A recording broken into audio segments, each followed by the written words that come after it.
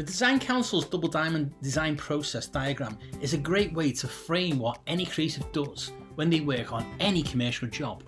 Whether you are a designer or an illustrator, your individual creative process maps to this double diamond.